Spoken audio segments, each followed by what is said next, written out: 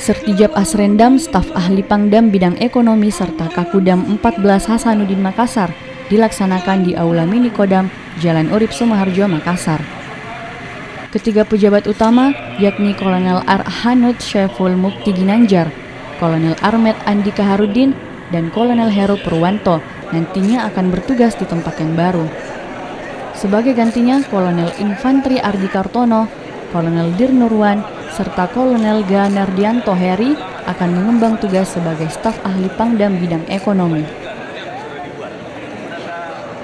Dengan pertanggungjawaban yang benar, dengan pengelolaan yang benar. Sudah berapa persen Pak kinerja?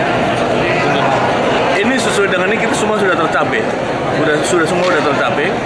Tinggal tadi bagaimana nanti untuk melanjutkan manajemen yang baik, pengelolaan yang baik, pertanggungjawaban yang baik sesuai dengan indikator yang sudah diberikan oleh keuangan dari Kemenkyu.